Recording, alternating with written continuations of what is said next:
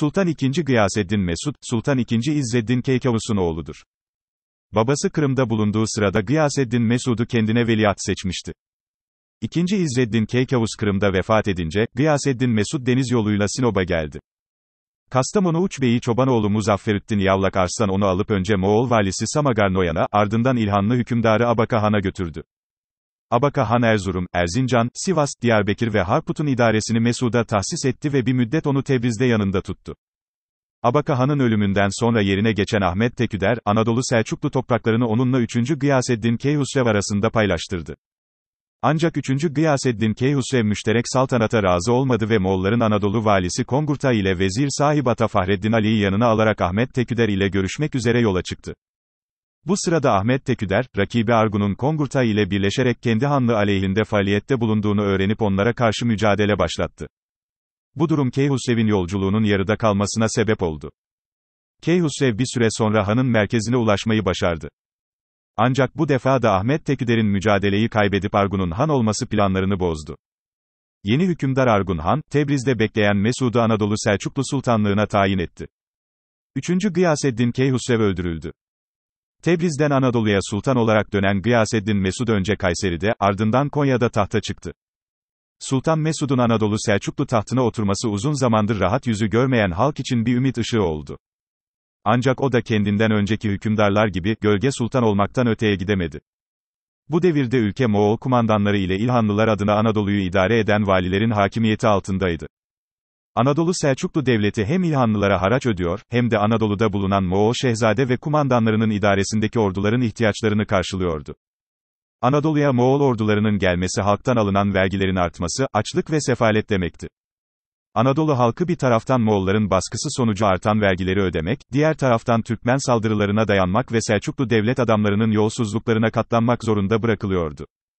Argun Han, 1285 yılında Türkmenleri cezalandırmak için kardeşi Geyhatu idaresinde masrafları halktan toplanan vergilerle karşılanan 20.000 kişilik bir kuvveti Anadolu'ya gönderdi.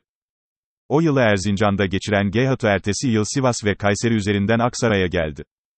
Geyhatu'nun yanında Sultan Mesud da vardı.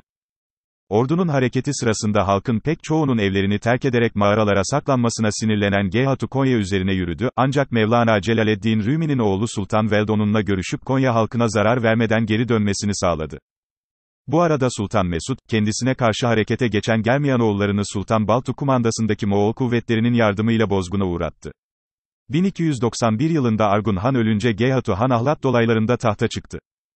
Anadolu'da mali işler Yavlak Arslan'ın oğlu Nasırüddin'e teslim edildi.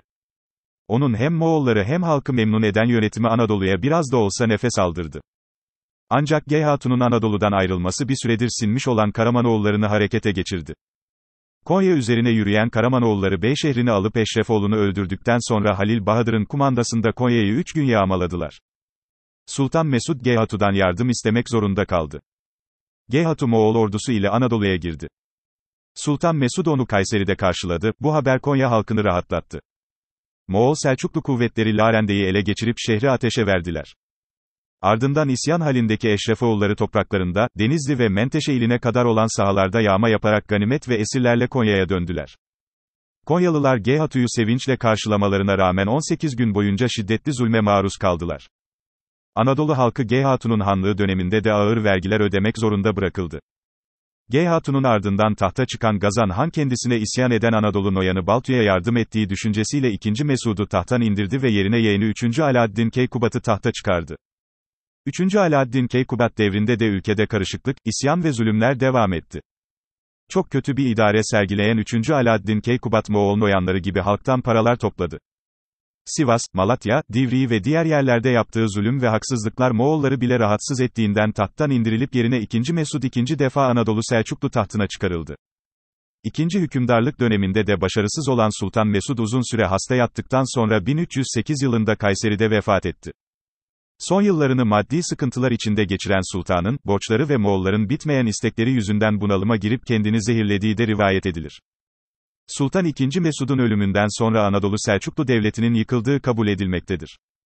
Ayrıca Sultan II. Gıyaseddin Mesud 1299 yılında İnegöl Kalesi'ni fetheden Osman Bey'e sancak ve tabılhane göndererek Osmanlı Beyliğine sembolik olarak istiklal vermiştir. Selçuklu Devleti'nin yıkılacağını gören Sultan Mesud'un Osman Bey ile gizli bir anlaşma yaptığı ve Osman Bey'in devletini kurma sürecinde Moğolları oyaladığı rivayet edilir. Videoyu beğendiyseniz kanalıma abone olmayı unutmayın. Herkese iyi seyirler.